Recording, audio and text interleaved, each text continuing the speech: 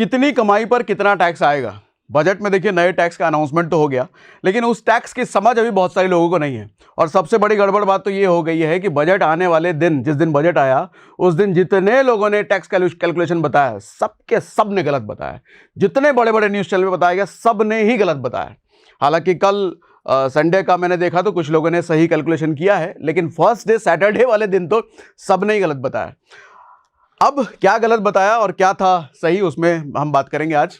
देखो पहली चीज तो ये 12 लाख तक कोई टैक्स नहीं है, 5% 10%, ये क्यों? जैसे आप यहां पर भी देखोगे तो 12 लाख तक कोई टैक्स नहीं लगने वाला, ये तो आपने हेडलाइन हर जगह सुनी होगी। सवाल ये उठता है कि अगर ऐसा है तो 4 से 8 लाख पर यहां 5% क्यों लिखा हुआ है, 8 से 12 लाख पर यहां 10% क्यों लिखा हुआ है? इस सवाल का जवाब भी आज हम करेंगे। अगली बात यह है कि 12 लाख तक की कमाई पर टैक्स जीरो है, लेकिन 12,10,000 अगर हो गया तो टैक्स बन जाता है सीधा 61,500। मतलब कमाई बढ़ी सिर्फ 10,000 मगर टैक्स बढ़ गया 61,500। इस पर भी बहुत सारे मीम बन रहे हैं, इस पर भी बहुत सारे सवाल उठ रहे हैं, तो इसकी क्या क्लैरिटी है आज हम इस पर भी बात करेंगे। देखो आज के सेशन का एजेंडा यह है कि आपको न्यू हो ओल्ड हो सारे तरह के टैक्स कैलकुलेट करना आ जाएगा। आपको किसी के वीडियो देखने की जरूरत नहीं होती है। कल को कोई भी नया टैक्स आए आप खुद कैलकुलेट करके समझ पाएंगे। मेरा आज का ये सेशन करने का एजेंडा ये है, ठीक है। तो अभी ये सब मैं समझाऊंगा अभी आपको डिटेल में। शुरू करें भैया? क्लियर है अभी तक? ठीक है, अभी तो कुछ समझाया नहीं है, क्लियर ही होगा। देखो भैया ये न्यू टैक्स रिजीम है, इसमें स्लैब के अकॉर्डिंग, अच्छा इन स्लैब का मतलब क्या होता है, इन स्लैब को हम यूज कैसे करते हैं, एक एक चीज बहुत डिटेल में आज अब समझाने वाला हूं। मेरा एजेंडा ये है कि आज मैं उनको भी समझा दूं जो 5वीं 6ठी क्लास में बच्चा पढ़ता है ना, जिसको टैक्स का टी भी नहीं पता ना, उसको भी टैक्स का कैलकुलेशन समझ में आ जाए। मेरा एजेंडा ये है। न्यू टैक्स रिजीम जो आया है उसमें 0 से 4 लाख तक की किसी की कमाई है तो 0% टैक्स, उसको कोई टैक्स देने की जरूरत नहीं है। लेकिन 4 से 8 लाख तक अगर सालाना किसी की कमाई है, अच्छा यहां जो लाख लाख लिखा है ना, इसको महीना मत समझिएगा, ये सालाना कमाई है। तो 4 से 8 लाख तक अगर सालाना कोई कमा रहा है तो उसको 5% टैक्स देना पड़ेगा, ठीक। 8 से 12 लाख तक अगर कोई कमा रहा है तो उसको 10% टैक्स देना पड़ेगा। 12 से 16 लाख अगर कोई कमा रहा है तो 15% टैक्स देना पड़ेगा। 16 से 20 लाख अगर कोई कमा रहा है तो 20% देना पड़ेगा। 20 से 24 लाख अगर कोई कमा रहा है तो 25% टैक्स देना पड़ेगा। और 24 लाख से कोई ज्यादा कमा रहा है तो उसको 30% टैक्स देना पड़ेगा। अब इसका मतलब ये नहीं समझिएगा कि 20 से 24 लाख अगर कोई कमा रहा है, किसी की 24 लाख रुपए इनकम है तो 24 लाख इंटू 25% कर दिया वो टैक्स वही टैक्स लगेगा। ऐसा नहीं होता, ये स्लैब वाइज कैलकुलेशन होता है, थोड़ा सा ट्रिकी है। हमारा तो काम ही है जितने भी ट्रिकी हो उसको सिंपल करके समझाना, मैं समझाता हूं। आज आसान करने के लिए मैंने अलग अलग केसेस बना रखे हैं कि अगर किसी की इनकम 4 लाख तक है तो टैक्स बनेगा कितना, एग्जैक्ट टैक्स बताऊंगा। किसी की इनकम 8 लाख है तो कितना बनेगा, ऐसे अलग अलग केसेस मैंने ले रखे हैं। और वो स्पेशल केस भी ले रखा है, रियल कंसर्न। इनकम अगर 12,10,000 है तो टैक्स कितना बनेगा, 10,000 की कमाई बढ़ी और इधर 60,000 का टैक्स बन गया, ये क्या तुक है? तो इसकी भी क्लैरिटी आज हम करेंगे। अच्छा एक और चीज, हाँ यहाँ मैंने लिख भी रखा है, भूल ना जाऊं। देखो जो भी टैक्स अमाउंट आएगा ना कि आपको इतने रुपए का टैक्स सरकार को देना है, वो टैक्स फाइनल टैक्स नहीं होगा। वो टैक्स के ऊपर एक सब टैक्स लगता है। उस सब टैक्स को हिंदी में कहते हैं उपकर। कर मतलब टैक्स और उसका उपकर, और इसको सेस भी कहते हैं। ये 4% वो अलग से लगता है। मान लो किसी का अगर टैक्स 100 रुपए आता है तो 100 रुपए का 4% 104 रुपए इसका टैक्स बनेगा। किसी का 1000 रुपए आता है तो उसमें 40 रुपए अलग से, तो 1040 रुपए टैक्स बनेगा। तो ठीक है, तो ये मैंने पहले बता दिया। और बीच में अगर मैं मिस कर जाऊं ये 4% ऐड करना, तो आप याद रखना कि कोई भी टैक्सेबल अमाउंट आएगा तो उस पर 4% ऐड होकर के सरकार आपसे लेगी। इसको 4% सेस कहते हैं, उपकर। टैक्स का मतलब कर और टैक्स के ऊपर लगने वाला टैक्स सब उपकर, यानी कि सेस कहते हैं उसको। ठीक, इतना क्लियर? हाँ भैया, क्या नहीं समझे? सब टैक्स, अच्छा ठीक है, चलो समझा देता हूं। यहां पर हमने लोग भी बिठा रखे हैं ताकि कोई कंसर्न हो तो ये हमसे पूछ सकें। होता क्या है, पहले आपको देखो, सरकार आपकी कमाई पर ना टैक्स लेती है, ठीक है। और टैक्स अगर बना आपकी कमाई के हिसाब से 100 रुपया, तो सरकार कहती है जो भी आपका टैक्स बना उसके ऊपर, हर टैक्स के ऊपर एक सब टैक्स लगेगा। कर के ऊपर उपकर लगेगा, वो है 4%। चाहे आपका 1000 रुपये टैक्स बने, 2000 टैक्स बने, 10,000 टैक्स बने, 4% अलग से सरकार लेगी। तो इससे बना 104 रुपये आपका फाइनल टैक्स अमाउंट होगा। क्लियर? क्लियर दीपक? ठीक है, अब आओ भैया आगे। हाँ आऊंगा ना, वो 12,10,000 12,75,000 उस पर आऊंगा डिटेल में। वो तो बड़ा मुद्दा है भैया, पहले दिन तो सबने ही गलत बताया है। देखो एक चीज समझिएगा कि जो टैक्स चीज है ना, इसका मास्टर सिर्फ एक ही क्लास हो सकता है, सीए क्लास। सीए के अलावा टैक्स पर क्लैरिफिकेशन आपको कोई नहीं दे सकता, मतलब जेन्युइन इंफॉर्मेशन। हम भी जो आज ये सेशन कर रहे हैं ना आपके साथ, हमने ये चीज पहले अपने सीए के साथ कंसल्ट करा, डिस्कस करा कि भाई ये चीजें ऐसी है कि नहीं है। सीए ने हमको क्लियर किया, तब जाके आपको इंफॉर्मेशन पास कर रहे हैं। कोई बड़ा से बड़ा न्यूज वाला चैनल वाला आपको टैक्स के बारे में अगर सिखा रहा है तो उसने सबसे पहले अपने सीए से कंसल्ट करा होगा। पहले दिन क्या हुआ है, भाई साहब ने जल्दबाजी में किसी ने सीए से कंसल्ट ही नहीं करा, बना लेगा दन दनादन इंफॉर्मेशन पास करनी है। तो तो हम जो आपके साथ कर रहे हैं ये सीए से कंसल्टेशन के बाद कर रहे हैं। अच्छा, अब उसके बाद समझिएगा, एक टर्म होता है स्टैंडर्ड डिडक्शन। आपने सुना होगा कि 75,000 का स्टैंडर्ड डिडक्शन हमको सरकार ने दिया है। ये क्या है स्टैंडर्ड डिडक्शन, होता क्या है ये? हाँ समझो, 75,000 फॉर एवरीवन एनी स्लैब, चाहे आपकी कमाई 4 लाख हो साल की, 8 लाख हो, 20 लाख हो, सबके लिए 75,000 स्टैंडर्ड डिडक्शन है। लेकिन सवाल यह है कि है क्या ये? देखो होता क्या है, यूसी मतलब आप देखते हो आपकी एनुअल इनकम, आपकी एनुअल इनकम अगर 5 लाख है तो आप 5 ही लाख देख रहे हो, लेकिन सरकार उसको 5 लाख नहीं देख रही, इनकम टैक्स डिपार्टमेंट उसको 5 लाख नहीं देख रही, इनकम टैक्स डिपार्टमेंट उसको 75,000 कम करके देख रही है, यानी कि 4,25,000 देख रही है अगर 5 लाख है तो उसी को कहते हैं स्टैंडर्ड डिडक्शन। मतलब आपकी कमाई चाहे कुछ भी हो साल की, चमाई बोल दिया क्या मुझे, कमाई कुछ भी हो साल की, उसमें 75,000 सरकार पहले कम करके देखेगी इनकम टैक्स कैलकुलेट करने के लिए। आप चाहे 20 लाख कमाओ तो सरकार उसको 20 लाख नहीं देखेगी, सरकार देखेगी अच्छा भाई साहब ने 19,25,000 कमाया है, तो सारे टैक्स के कैलकुलेशन 20 लाख पर नहीं होंगे, 19,25,000 पर होंगे। आपकी कमाई अगर 10 लाख है तो 10 लाख पर टैक्स के कैलकुलेशन नहीं होंगे, 9,25,000 पर होंगे। तो ठीक है, तो अभी जो इनकम स्लैब अभी मैं आपको इधर दिखाने वाला हूं, वो सब स्लैब आपकी उस कमाई पर है जो कमाई इनकम टैक्स देख रही है, एक्चुअल कमाई नहीं। और इनकम टैक्स जो कमाई देख रही है वो कितनी है? 75,000 घटा करके, चाहे आपकी कमाई कुछ भी हो। ठीक, क्लियर है भैया? स्टैंडर्ड डिडक्शन समझ में आया? अब समझो, एक एक केसेस के साथ जरा डिटेल में समझाता हूं। सर आपकी इनकम अगर 4 लाख तक है तो कितना टैक्स बनेगा? इस स्लैब के अकॉर्डिंग सरकार ने ही बोल दिया है कि 0 से 4 लाख अगर आपकी कमाई है साल की तो आपको 0 टैक्स देना है, कुछ नहीं लगेगा। कुछ नहीं का मतलब कुछ भी नहीं, ठीक है। लेकिन 4 से 8 लाख अगर कमाई है तो 5%, अभी इसका समझ में आते हैं, ठीक है। तो पहला केस तो ये बना, इसमें ज्यादा कुछ समझाने लायक है नहीं, आगे बढ़ता हूं। अब जरा ये समझते हैं कि किसी की कमाई अगर साल की 8 लाख रुपए है तो इस 8 लाख की कमाई पर कितना टैक्स बनता है। हम कैलकुलेट करना सीखते हैं कि कैलकुलेट कैसे करेंगे। अच्छा, आप में से बहुत सारे लोग होंगे कि हमको हमारे तो 8 लाख है ही नहीं, हमारे तो 5 लाख है, हमारे तो 4 लाख है, 3 लाख है। अरे सीख लो, आज नहीं है कल तो बढ़ेगा, है ना।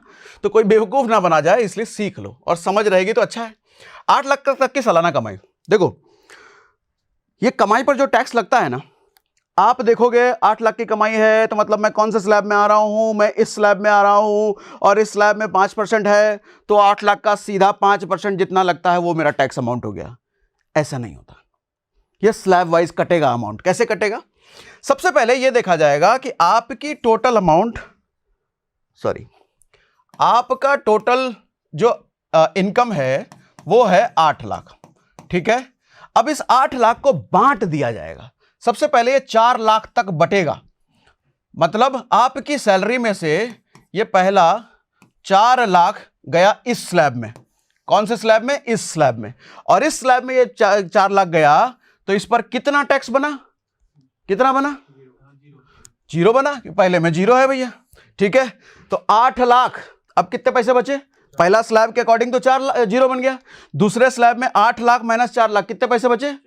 बचे बाकी 4 लाख। अच्छा, ये जो बाकी 4 लाख बचा है ये जाएगा दूसरे स्लैब में। तो दूसरे स्लैब के अकॉर्डिंग कितना पैसा है? 5%। इस 4 लाख का 5% निकालो, कितना होता है भैया? कितना होता है? 20,000 रुपया।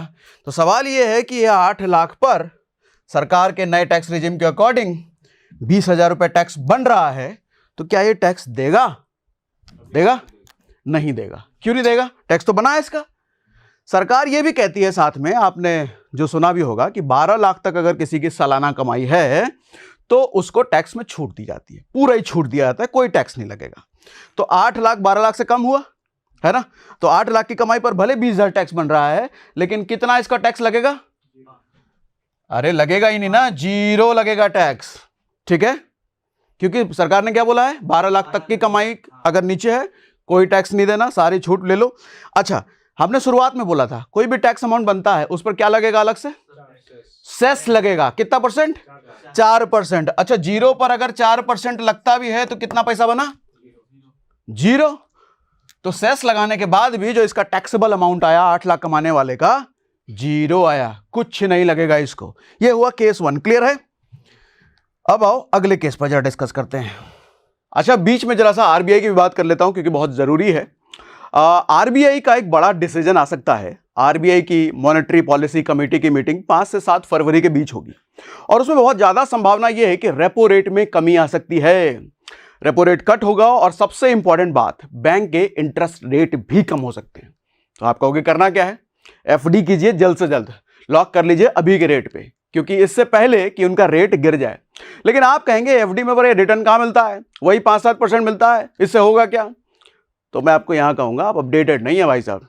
एफडी में कई सारे ऐसे बैंक हैं जो आपको बहुत अच्छा रिटर्न देते हैं, जैसे यूनिटी बैंक, जिसका इंटरेस्ट रेट है 9.5% सीनियर सिटीजन के लिए और 9% रेगुलर एफडी के लिए, और नॉर्थ ईस्ट एसएफ बैंक भी है जो 9% रेगुलर एफडी के लिए देती है। डीआईसीजीसी जो कि आरबीआई की एक सब्सिडरी है, डीआईसीजीसी इन बैंकों में 5 लाख तक की रकम को इंश्योर करता है, मतलब आपकी सेविंग्स पूरी सेफ है। और अब इन स्मॉल फाइनेंस बैंक में एफडी कैसे करनी है इसके लिए एक ऐप बताता हूं आपको, नाम है स्टेबल मनी। इस ऐप पर आपको 200 से ज्यादा बैंक में एफडी कंपेयर करने का मौका मिलता है और आपको इंडिया के हाईएस्ट एफडी रिटर्न देने वाले बैंक भी यहां दिख जाएंगे। और हां, आपको इन बैंकों में कोई सेविंग अकाउंट खुलवाने की जरूरत भी नहीं है। आपकी सुविधा के लिए मैंने स्टेबल मनी ऐप का लिंक डिस्क्रिप्शन में दे दिया है, आप विजिट करें या स्क्रीन पर जो क्यूआर कोड आपको दिख रहा है उसे स्कैन करके स्टेबल मनी ऐप सीधा डाउनलोड कर सकते हैं। अब आइए वापस से मुद्दे पर। अब अगली इनकम पर हम वापस से आते हैं, एक बार 7 लाख पर भी देख लेते हैं। 8 लाख पर हो सकता है आप कहोगे भैया मिनिमम ले लिया, मैक्सिमम ले लिया, बीच की इनकम पर बताओ, तो बीच की इनकम भी ले लेते हैं। 7 लाख पर क्या आएगा? अगेन 7 लाख की इनकम पर हमको कैलकुलेट करना है, तो कैसे करें? 7 लाख कौन से स्लैब में आ रहा है? ये सेकंड स्लैब में, तो सीधा 7 लाख का 5% ऐसे कर दें? नहीं करें ना, क्या करें फिर? इसको बांटेंगे, पहले स्लैब के अकॉर्डिंग बांटते हैं। तो 7 लाख का पहला 4 लाख तक निकाल लो, यानी कि पहला 4 लाख तक निकाल लिया हमने, कितना टैक्स बना? 0। बचा कितना? 7 लाख माइनस 4 लाख, 3 लाख। अच्छा, तो ये कौन से स्लैब में जाएगा? 4 से 8 वाले में, सेकंड स्लैब में जाएगा। अच्छा, 3 लाख के अकॉर्डिंग कितना टैक्स? 5%। कितना बना? 3 का 5%, कितना बना? 15,000 बना टैक्स। तो क्या 15,000 ये टैक्स देना पड़ेगा सरकार को? देना पड़ेगा? नहीं देना पड़ेगा। क्यों नहीं देना पड़ेगा? क्योंकि सरकार क्या कर रही है, 12 लाख से कम की इनकम पर कुछ नहीं लगेगा। ठीक है, तो ये टैक्स भी कितना बनेगा? 0। अच्छा, 0 पर सेस भी लगेगा ना, 4%, तो कितना हुआ? 0। ठीक है, ये क्लियर हुआ? पक्का? अब आओ अगले पे। सर ठीक समझा रहा हूं? ठीक है, अब आओ 12 लाख पर। 12 लाख की कमाई है या अप टू 12 लाख की कमाई है? ये जो कह रहे हैं कि 12 लाख से कमाई तक पूरा छूट है, वो कैसे जरा ही समझते हैं। अच्छा, एक सवाल यहां पे बनता है कि 12 लाख की कमाई पर छूट तो है, 12 लाख तक या 12 लाख की कमाई पर छूट तो है, कितने रुपये की छूट है? रुपया कितना है जितना छोड़ रही है सरकार? 75,000 छोड़ रही है क्या? आओ समझते हैं। अरे रटना क्यों है, समझते हैं ना सबको। देखो, अब 12 लाख की कमाई, 12 लाख कौन से स्लैब में आ रहा है? थर्ड स्लैब में 10% है, तो 12 लाख का 10% 1,20,000 टैक्स बन गया? बन गया क्या? बन गया क्या? अरे नहीं बना ना, इसको ही बांटेंगे ना स्लैब में। तो 12 लाख की कमाई पर पहले स्लैब में जाएगा 4 लाख तक। ठीक है, 4 लाख तक टैक्स कितना? 0। अगले स्लैब में जाएंगे हम 4 से 8 तक। ठीक है, कितना लगेगा? मतलब 20,000 हमने यहां पे लिख रखा है, 20,000 टैक्स बन गया। ठीक है, बाकी कितना बचा? 8 लाख तक हमने ले लिया, बाकी 4 लाख और बचा है। 12 लाख माइनस 8 लाख, ठीक है, तो बाकी 4 लाख और बचा है। इस 4 लाख पर कितने % टैक्स? कितने परसेंट? तीसरे स्लैब में है ना। अब तीसरे स्लैब में आ जाएंगे। पहला स्लैब ले लिया हमने, यहां ले लिया, दूसरा स्लैब हमने यहां ले लिया, तीसरा स्लैब हम यहां लेंगे, तो 4 लाख पर कितने परसेंट? कितना हुआ रुपया? 40,000 रुपया। ठीक है सर, पहले स्लैब के अकॉर्डिंग तो 0 टैक्स, दूसरे स्लैब के अकॉर्डिंग 20,000 का टैक्स, तीसरे स्लैब के अकॉर्डिंग 40,000 का टैक्स। तो 40,000 प्लस 20,000 कितना हुआ? 60,000। तो 12 लाख की कमाई पर टैक्स कितना बन रहा है? कितना बन रहा है? तो ये क्या 60,000 हमको देना है टैक्स? नहीं देना। क्यों नहीं देना? सरकार ने क्या बोला? 12 लाख तक की इनकम पर छूट। अच्छा, तो अब अगर मैं आपसे ये पूछूं कि 12 लाख की कमाई पर सरकार छूट तो दे रही है, कोई टैक्स नहीं ले रही है, कितने रुपया का हमको बचत हो रहा है? कितने रुपए का बचत हो रहा है? अरे ये 60,000 का बचत हो रहा है, 20,000 प्लस 40,000। ठीक है, यहां हमने लिख भी रखा है कि 40,000 प्लस 20,000, तो आपको 60,000 रुपए की नेट बचत है। ठीक, क्लियर? अब आओ अगले पर। हाँ बताओ। सरकार 12 लाख पे छूट तो बता रही है, फिर ये स्लैब क्यों बना? हाँ, सरकार 12 लाख पर छूट तो बता रही है, फिर ये स्लैब क्यों बनाए हैं?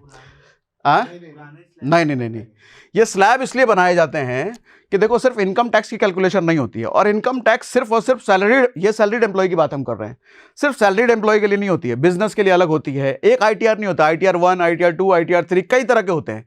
और हर स्लैब में इतना ही छोड़ दिया जाए ऐसा नहीं है, हर स्लैब की लिमिट अलग अलग है, हर ITR की तरीके अलग अलग कैलकुलेशन के लिए, ताकि एक स्टैंडर्ड ये बना दिया गया है और हर ITR में अलग अलग तरीके से इसको यूज किया जाए।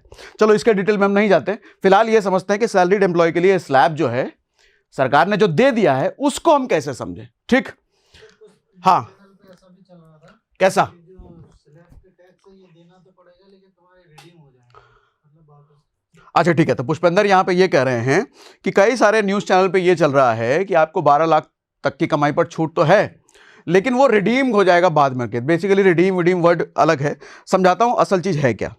वैसे अभी समझा चुका हूं, लेकिन फिर भी करता हूं। होता क्या है, अब जैसे सरकार ने बोला कि 12 लाख तक की कमाई पर छूट, कोई टैक्स नहीं देना, लेकिन यहां टैक्स तो बन रहा है सर। 4 से 8 लाख की कमाई पर 20,000 तो टैक्स बन रहा है। अगर 12 लाख तक की कमाई है तो टोटल दोनों को मिला करके 60,000 टैक्स तो बन रहा है। तो यहां पर सरकार क्या कहती है, टैक्सेबल तो है, टैक्स तो बन रहा है आपका, लेकिन हम आपको रिबेट दे देते हैं, मतलब तुम मत दो टैक्स। ठीक है, तो रिबेट कहना इसको ज्यादा सही है। ठीक, क्लियर? अब आते हैं हम 13 लाख की कमाई पर। 13 लाख पर कितना बनेगा सर? 13 लाख की कमाई है, तो 13 लाख की कमाई कौन से स्लैब में आ रही है? फोर्थ स्लैब में। फोर्थ स्लैब में 15%, तो 13 लाख इंटू 15% टैक्स, ऐसा ही होगा? नहीं होगा। कैसे होगा? इसको भी स्लैब में बांटेंगे। ठीक है, स्लैब में, पहले स्लैब में क्या है, कितने लाख? 4 लाख तक की इनकम 0। अगले स्लैब में 8 लाख तक। ठीक है, कितना बना टैक्स? लिखा भी है ना यहाँ पे, 20,000। ठीक है, अच्छा अगले स्लैब के अकॉर्डिंग 8 से 12 तक हम ले लेते हैं, कितना बना? 40,000 टैक्स। ठीक है, अब कितना बचा पैसा? 4 लाख ले लिया, 8 लाख ले लिया, 12 लाख ले लिया, कितना पैसा बचा? अब 1 लाख बचा है। 12 लाख तक तो हमने ले लिया, इनकम हमारी 13 लाख है ना, तो 13 लाख माइनस 12 लाख, अब 1 लाख बचा। तो इस 1 लाख का टैक्स परसेंटेज कैलकुलेट करने के लिए हम कौन से स्लैब में जाएंगे? कौन से स्लैब में जाएंगे? हाँ, क्योंकि यहां तक हमने तो ये स्लैब ले लिया, ये स्लैब ले लिया, ये स्लैब ले लिया, अब इस स्लैब में हम लेंगे। ठीक, अब इस स्लैब में क्योंकि इनकम 13 लाख है ना, तो 12 से 16 के बीच आ रही है, तो इस 1 लाख पर कितने परसेंट? 15%, ये वाला 15%। ठीक है, 15% कितने रुपया हो गया? 15,000 रुपया। सर टैक्स कितना बना ये बताओ, टैक्स कितना बना? क्या 15,000 टैक्स बना या सारे को ऐड करके बना? सारे को ऐड करके बना। कितना बना? 20,000 प्लस 40,000 कितना हुआ? 60,000। 60 प्लस 15 कितना हुआ? 75,000। मतलब 13 लाख कमाने वाला 75,000 रुपए टैक्स देगा। अब सवाल यहां पे उठता है, क्या ऐसा नहीं होता कि 12 लाख तक की कमाई को सरकार जो छूट दे रही थी उसको यहां भी छूट दे, माइनस कर दे, सिर्फ 15,000 ले ले? ऐसा है क्या? ऐसा नहीं है, ऐसा नहीं है भैया। 12 लाख तक छूट है, आप उससे ज्यादा कमा रहे हो तो दो भैया, पूरा टैक्स दो। अब यहां पे कैच ये आता है कि सपोज करो कि इनकम अगर बहुत ज्यादा नहीं बढ़ी है, कहा गया इनकम अगर बहुत ज्यादा नहीं बढ़ी है, थोड़ा सा बढ़ा है 12 लाख से, 12,10,000 हो गया है, तो कितना टैक्स देना पड़ेगा। ठीक है, अब जरा समझते हैं इसको। अगेन 12,10,000 की इनकम है, 12,10,000 की इनकम है, तो 12,10,000 की इनकम अगेन स्लैब में तोड़ेंगे इसको। पहले स्लैब के अकॉर्डिंग कितना बना, 0 टैक्स। ठीक है, दूसरे स्लैब के अकॉर्डिंग कितना बना, 20K बना। ठीक है, तीसरे स्लैब के अकॉर्डिंग 40,000 टैक्स बना। ठीक है, तो अभी तक तो 60,000 हो गया है। तो जैसा हमने 13 लाख पर समझा था, 13 लाख पर कोई रिबेट हमको मिल रहा था क्या? 12 लाख की सैलरी वाला मिल रहा था क्या? कहां मिला? कुछ नहीं मिला। सरकार ने पूरा 75 लिया, 60,000 तो छोड़ा ही नहीं। तो और सरकार के अकॉर्डिंग क्या है, 12 लाख तक नो टैक्स। लेकिन हम तो 12 लाख से ऊपर जा चुके हैं, भले ही 10,000 ऊपर गए हैं, लेकिन ऊपर गए ना। तो अब यहां सरकार छोड़ेगी क्या? रूल के अकॉर्डिंग नहीं छोड़ेगी। ठीक है, हालांकि मैं गलत बोल रहा हूं, अभी आऊंगा, क्लियर करूंगा इसको, लेकिन अभी तक नहीं छोड़ेगी। ठीक, तो अब बाकी जो 10,000 बचा, कितना हुआ उसका? 10,000 कौन से स्लैब में जाएगा? कौन से स्लैब में जाएगा? 15%। मतलब हमने इस स्लैब के अकॉर्डिंग कैलकुलेट कर लिया, इसके कर लिया, इसके कर लिया, इसके कर लिया। अब 10,000 का 15% कितना रुपया हुआ? 1,500 रुपया। ठीक है, तो टोटल टैक्स कितना बना? 20 + 40 + 1,500 कितना हुआ? कितना हुआ? 61,500। 12 लाख और 12,10,000 में कमाई का कितना डिफरेंस है? 10,000। आपकी कमाई 12 लाख से कितनी बढ़ी? 10,000। टैक्स कितना बढ़ गया, बन गया? तो इससे अच्छा कमाई कितनी होनी चाहिए? 12 लाख तक ही होनी चाहिए। ऊपर जाएंगे तो दिक्कत है ना। तो कल को अगर आपके एम्प्लॉयर ने, आपके बॉस ने ये बोला कि तुम्हारी सैलरी हम 12,10,000 कर रहे हैं, तो आपको क्या करना चाहिए? वहां पे हाथ जोड़ लो, नहीं नहीं मेरी सैलरी कम ही रहने दो, ऐसा होना चाहिए? नहीं नहीं, ऐसा नहीं है। सरकार देखो बेवकूफ नहीं है ना, देश चला रही है। ऐसी गलती हम और आप कर सकते हैं, सरकार नहीं कर सकती। अब हुआ क्या है, यहां पे सरकार ने एक एडिशनल रूल दिया है। वो रूल ये है, मैं आपको खोल के दिखाता हूं। ये देखो भैया, ये पीडीएफ दरअसल हुआ क्या था, जब बजट अनाउंसमेंट हुआ था उसके 1 घंटे बाद सभी सीए के पास ये पहुंच गया था, उनको विजिबल था। लेकिन पढ़ता कौन है? हर आदमी थोड़ी पढ़ता है। अब सीएस पढ़ रहे हैं, सीएस को इन्फॉर्मेशन है, लेकिन न्यूज़ वाले थोड़ी पढ़ रहे हैं। तभी मैंने कहा कि इस तरह के वीडियो जब भी हम करते हैं, प्रॉपर सीए के कंसल्टेशन के बाद करते हैं। असली देखो, टैक्स का अगर कोई गुरु है, नाम कोई भी लगा ले, हम टैक्स गुरु और टैक्स एक्सपर्ट, असली टैक्स एक्सपर्ट और टैक्स गुरु सीए ही है, उसके अलावा कोई नहीं हो सकता। तो सीएस के कंसल्टेशन के बाद हमें यह समझ में आया कि भैया एक कॉन्सेप्ट सरकार ने दिया है, उस कॉन्सेप्ट का नाम दिया है मार्जिनल रिलीफ। क्या नाम दिया है? Marginal relief. और उसके अकॉर्डिंग नीचे 15वें नंबर पे था ये, 15वें पे, हाँ 15वें पे आ गया। What is marginal relief available to individuals. इसके अकॉर्डिंग आप इसको गूगल पे ढूंढ लेना, मार्जिनल पीडीएफ का आपको पीडीएफ मिल जाएगा। इसके अकॉर्डिंग ये कहा जा रहा है कि आपकी इनकम अप टू 12,75,000, मतलब 12 लाख के बाद और 12,75,000 तक जो भी आपका टैक्सेबल अमाउंट बन रहा है। 12,10,000 पर कितना टैक्स बना? 61,500। इनकम कितनी ज्यादा है 12 लाख से? 10,000। ठीक है, एक तो ये हो गया, और ये वाला पार्ट दिख रहा है ना बोर्ड में? ठीक है, तो मार्जिनल रिलीफ का रूल ये कहता है कि इन दोनों में से जो भी कम है वो आपका टैक्स बन जाएगा। इन दोनों में से कौन सा कम है? 10,000। तो इस केस में आपका टैक्स बना 10,000। अच्छा, इनकम अगर 12,25,000 है तो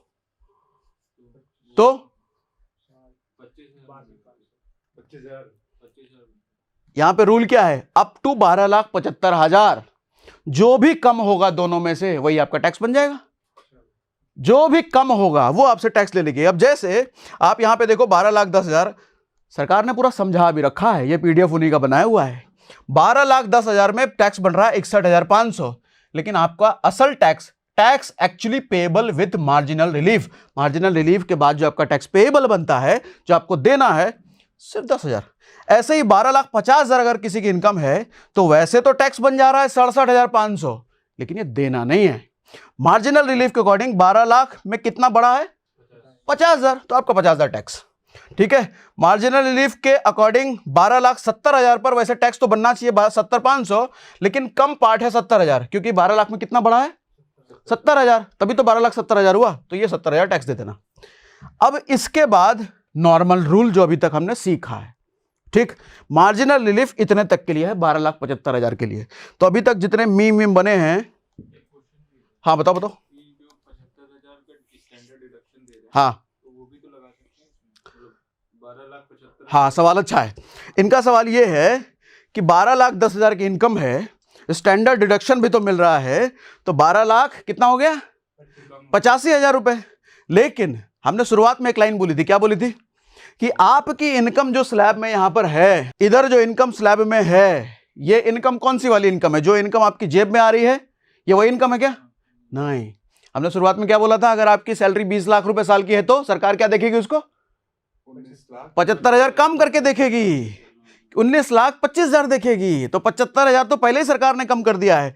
तो जितने भी हम कैलकुलेशन ये सीख रहे हैं 19-25 पे कर रहे हैं, 20 पे नहीं कर रहे। अगर सैलरी किसी की 5 लाख है तो ये कैलकुलेशन कितने पे हो रहा है? 4-25 पे हो रहा है। ठीक, बढ़िया सवाल था वैसे, बहुत लोगों का कंफ्यूजन हुआ होगा यहाँ पे।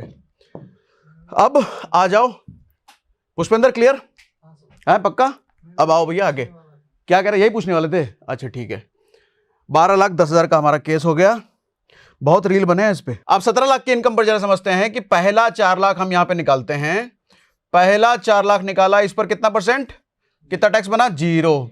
अगला 4 लाख, मतलब ये दूसरे स्लैब में आ गए। पहले वाले में हम 8 लाख हमने लिखा था, लेकिन आप समझना कि जो भी टोटल इनकम है उसको स्लैब वाइज हम बांटते जा रहे हैं। तो 17 लाख की इनकम में से पहला 4 लाख हमने निकाला, तो पहले 4 लाख पर 0% बना। अगले 4 लाख पर कितना बना? 20,000 टैक्स, ठीक है, 5% के हिसाब से। बैलेंस बाकी का जो 4 लाख है उस पर कितना, कौन से स्लैब में गया ये? ठीक है, तो ये 40,000 टैक्स, ठीक है। कितना हो गया? 4 4 4 16, सॉरी 4 3 12, एक और 4 लाख है। तो ये 4 लाख कौन से स्लैब में जाएगा? 15%। तो 4 लाख का 15% कितना हो गया? 60,000, ठीक है। अब कितना बचा? 4 चौक 16, अब 1 लाख बैलेंस बचा। ये 1 लाख कौन से स्लैब में जाएगा? ठीक है, यहां तक तो हमने खेल ले लिया। अब इस वाले स्लैब में जाएगा। इस 1 लाख का लगेगा 20%। 20% कितना हुआ? कितना हुआ? 20,000, ठीक है। अब टोटल टैक्स कितना हो गया? 20,000 प्लस 40,000 प्लस 60,000 प्लस 20,000, मतलब 1,40,000 रुपए, 1.4 लाख टैक्स आपका बन गया। इस पे 4% सेस जो हम बात कर रहे थे। आप कहोगे तो बहुत टैक्स ले रही है। बहुत टैक्स नहीं ले रही है, कम हो गया है। पिछला वाला टैक्स स्लैब दिखाऊं? देखो वो भी हमने हिसाब किताब लगा रखा है। पहले इस बजट के पहले, अगर यानी कि इस साल जो आप टैक्स भरेंगे, इस साल मतलब मार्च में जो आपका हिसाब किताब का बही खाता लगेगा, वो तो पुराने वाले हिसाब के लगेगा। तो पुराने वाले हिसाब के अकॉर्डिंग अगर किसी की 17 लाख है तो उस पर देखो कितना टैक्स बनेगा। ऊपर आ जाओ, ऊपर आ जाओ, ये रहा ये रहा ये रहा। यहां देखो दोनों स्लैब्स लिखे हुए हैं, ये पुराना वाला स्लैब, ये नया वाला स्लैब। आप अगर 17 लाख हो तो पुराने स्लैब के अकॉर्डिंग आ रहे हो कौन से वाले में? देखो अबव 15 लाख, यहां पहले डिक्लेयर कर दिया कि 15 लाख से ऊपर कुछ भी हो, कितना? 30%। तो 15 लाख से 30% अगर आप इसी हिसाब से कैलकुलेट करोगे तो कितना बनेगा? आओ कैलकुलेट कर ही लेते हैं। कर लें वैसे बताऊं डायरेक्ट? कर लेते हैं, ठीक है कर लेते हैं, आ जाओ। तो इसको हमको थोड़ा सा याद रखना पड़ेगा ना, यहीं पे कर लेते हैं, यहाँ पे कोने में, यहाँ पे हमारे पास जगह है, ठीक है। अच्छा 17 लाख इनकम इस स्लैब के अकॉर्डिंग, पहला स्लैब कितना है इसमें? इसमें पहला स्लैब 3 लाख है, तो 3 लाख पर कितना बना? 0। कैलकुलेटर खोल लो। अगला स्लैब बना 3 लाख से 7 लाख। अच्छा अब अगला स्लैब क्या बना? 3 लाख से 7 लाख, कितने रुपए? 4 लाख। 7 लाख माइनस 3 लाख, 7 लाख माइनस 3 लाख, कितने रुपए? 4 लाख। इस 4 लाख पर कितना टैक्स है? 4 लाख का 5% कितना हुआ? जल्दी बताओ। 20,000 हुआ, 20,000 टैक्स। अगला कितना भैया? 7 से 10, यहां पे कितना बैलेंस हुआ? 10 माइनस 7, 3 लाख। अच्छा पुराने वाले में एक ये गड़बड़ी हुई है, कहीं 4 लाख गैप हो रहा है, कहीं 3 लाख गैप हो रहा है। नए वाले में अच्छा है, 4-4 लाख के गैप पे है, कैलकुलेशन इजी हो गया नए वाले में, ये भी एक अच्छा पॉइंट है, ठीक है। तो 10 माइनस 7 कितना हुआ? 3 लाख। इस 3 लाख पर कितने परसेंट? 10%, कितने रुपए हो गए? 30,000 रुपया, ठीक है। अगला स्लैब आ जाओ, 12 माइनस 10, यहां कितना बचा? 2 लाख, कहीं 3 बच रहा, कहीं 4 बच रहा, कहीं 2 बच रहा है। तो 12 माइनस 10 2 लाख। इस 2 लाख पर कितने परसेंट, कितना हुआ? 2 लाख पर 15% कितना हुआ? 30,000 रुपया। ठीक है, अब उसके बाद आ जाओ 12 से 15 वाले स्लैब में 15 माइनस 12 कितना रुपए हुआ? 3 लाख। 3 लाख पर कितना लगेगा? 3 लाख पर 20%। 3 लाख का 20% कितना हुआ? 60,000 रुपया। लिखने में अगर कुछ समझ में ना आए तो मैं बोल भी रहा हूं। 3 लाख का 20% 60,000 रुपया। ठीक है, अब अगले स्लैब में आ जाओ। 15 लाख से ऊपर जितना भी है उस पे कितना? 15 लाख से ऊपर कितना है? इनकम कितना लिया हमने? 17 लाख लिया ना। तो 17 लाख 15 लाख से ऊपर कितना है? 2 लाख। तो उस 2 लाख पे कितना परसेंट? 30% कितना हुआ 2 लाख का? अगेन 60,000 रुपया। अब कैलकुलेट करो टोटल। 20,000 प्लस 30,000 50,000। 50 30 80 80 60 1,40,000। 1,40 प्लस 60 2 लाख रुपए। मतलब 17 लाख पे पहले 2 लाख टैक्स और अब कितना हुआ? 1,40। 60,000 का सीधा नीचे आ गया ना भैया। तो इसलिए नया वाला बजट अच्छा है। कई लोगों ने कमेंट लिखा सर अरे ये तो मोदी का चमचा है, ये तो अरे कितने सारे हमने जब इकोनॉमी ठीक नहीं थी, जब चीज़ें खराब चल रही थी, कितने वीडियो हमने अगेंस्ट बोला है कि सरकार को ये करना चाहिए, नहीं कर रही, वो नहीं कर रही। अब बजट अच्छा है तो अच्छा है, उसको खराब कैसे बोल दें? ठीक है, तो ये हो गया क्लियर। अब हम कहाँ थे? अब आ जाओ वापस से अपने स्लाइड पर। इतना क्लियर है ना? समझा पा रहा हूं मैं? समझ में आ रहा है? ठीक है, अब आओ। 17 लाख का हमने हिसाब लगा लिया। अब अगला क्या है? हाँ, ये बात मैं रिपीट कर देता हूं, वैसे बीच में बोला था। ये जो टैक्स स्लैब है ना, ये टैक्स स्लैब शुरू होगा, नया वाला जो टैक्स स्लैब हमने सीखा 1 अप्रैल 2025 से शुरू होगा। मतलब आपका ये जो मार्च अभी आने वाला है अगले महीने, ये मार्च तक, पिछले अप्रैल से लेके ये मार्च तक आपने जो कमाया उसका कौन से हिसाब से कैलकुलेशन होगा? पुराने वाले से। अच्छा, 1 अप्रैल से जो अभी शुरू होगा अगले मार्च तक कौन से हिसाब से कैलकुलेशन होगा? नया वाला जो अभी हमने सीखा। अच्छा, 1 अप्रैल 2025 को हम क्या बोलते हैं? Financial year 2026। फाइनेंशियल ईयर हमेशा 1 साल आगे चलता है। ठीक है। अच्छा, आईटीआर फाइलिंग इसकी कब होगी? जुलाई 2026 में। नया वाला स्लैब जो होगा जुलाई 2026 में, यानी कि फाइनेंशियल ईयर 2027 में। ठीक। अच्छा, उसके बाद कैपिटल गेन टैक्स के बारे में भी जरा समझ लेते हैं। कैपिटल गेन टैक्स मतलब आपने कहीं भी इन्वेस्ट करके एसेट बनाया है, चाहे वो स्टॉक मार्केट में हो, चाहे वो एफडी करके हो, चाहे किसी भी तरह का आपने एसेट बनाया, उस टैक्स पर, उस एसेट पर कितना एप्रिसिएशन मिला। मतलब मान लो आपका इन्वेस्टमेंट आपका 10 लाख रुपए, स्टॉक मार्केट का एग्जांपल ले लें, 1 लाख रुपए आपने इन्वेस्ट करा है और 1-2 साल बाद ये बन गया 2.5 लाख रुपए, सॉरी 2 लाख रुपए बन गया, डबल हो गया आपका, मान लेते हैं। तो कितना हुआ एप्रिसिएशन? 1 लाख का कितना बन गया? 2 लाख बन गया। तो एप्रिसिएशन कितने का हुआ? 1 लाख का, क्योंकि 1 लाख का 2 लाख बना ना, 2 लाख माइनस 1 लाख। तो उस 1 लाख पर लॉन्ग टर्म कैपिटल गेन अगर आपका बना है तो 12.5%, शॉर्ट टर्म अगर 1 साल के अंदर बन गया है तो 20% लगता है। ये जो कैलकुलेशन है ये इस स्लैब में इसके अकॉर्डिंग नहीं आता, इसका कैलकुलेशन अलग है। या मैंने लिखा भी है, मैं भूल नहीं जाऊं। इसको अगर डिटेल में आपको समझना है इसी तरीके से जैसा मैंने डिटेल में समझाया है तो मुझे कमेंट बॉक्स में बताइएगा, तब मुझे नीड समझ में आएगी कि आपको ये भी समझना है। तो इसका डिटेल मैं फिर लेकर के आऊंगा। हाँ, अगली बात, एक और चीज, जरूरी बात, टेलीग्राम पर हमारे साथ जरूर कनेक्ट हो जाइए। अगर आप स्टॉक मार्केट इन्वेस्टर हैं तो स्टॉक मार्केट के बारे में हम भर भर के डेली बेसिस पे अपडेट आ रहे हैं। डेली के 20-25 पोस्ट आते हैं टेलीग्राम पर, हमारे स्टॉक मार्केट से रिलेटेड अपडेट्स आते रहते हैं। तो आप अगर अपडेटेड रहना चाहते हैं तो टेलीग्राम से हमारे जरूर जुड़िए। वेरीफाइड है सागर सिन्हा, लिंक हमने डिस्क्रिप्शन और पिन कमेंट में डाल रखा है, वहां जरूर जुड़िए। अच्छा, इसके बाद एक और चीज बात बता देता हूं। अगर आपको किसी भी तरीके से आप कमाई करते हो, चाहे सैलरीड एम्प्लॉय हो, बिजनेस करते हो, आपको अगर चीज़ें नहीं समझ में आती, किसी तरह का कंसल्टेशन चाहिए, आपको समझना है कि किस तरीके से खर्च करें, किस तरीके से बचाएं, कि जिसके ऊपर हमारा कितना टैक्स बने, मतलब टैक्स की प्रॉपर प्लानिंग अगर आपको करनी है तो एक वेबसाइट है सैलरी सही है। ये कोई प्रमोशन नहीं है, ये हमारे एक मित्र का ही है, तो वो बेसिकली वो ऑपरेट करते हैं। तो आपको अगर ये कंसल्टेशन चाहिए तो यहाँ नीचे फॉर्म दिया हुआ है, इस फॉर्म को आप भर सकते हैं, उनकी टीम से कॉल आ जाएगी। एक नॉमिनल फीस भी वो चार्ज करते हैं, तो उस फीस के अकॉर्डिंग आप अपना कंसल्टेशन का जो भी क्वेरी हो, जो भी समझना हो, आप पूरा कर सकते हैं। ठीक है, तो ये मैंने पूरा आपको टैक्स के बारे में समझा दिया। अब आपको लगा कि इससे बेहतरीन आज तक किसी ने समझाया ही नहीं था, तो ये बात मुझे लिख के जरूर बताइएगा, उसी के अकॉर्डिंग हम आगे के डिटेल वीडियो भी प्लान करेंगे, जो भी हमारे को समझाना है। लेकिन आपसे ये रिस्पांस मेरे को जरूर समझ चाहिए। और इसके साथ ही डीमैट अकाउंट खुलवाने का लिंक हमने पिंड कमेंट और डिस्क्रिप्शन में डाल रखा है। डीमैट अकाउंट खुलवाइए, स्टॉक मार्केट आप इन्वेस्टिंग शुरू कर सकते हैं, अभी तो मार्केट में इन्वेस्ट करने का समय भी है। और इसके साथ ही स्टेबल मनी का भी लिंक हमने डिस्क्रिप्शन में दे रखा है। तो आज के वीडियो में इतना ही भैया, बहुत समझा दिया, देखो पसीने पसीना हो गया मैं समझाते समझाते। ठीक है, चलो भैया बंद करो अब।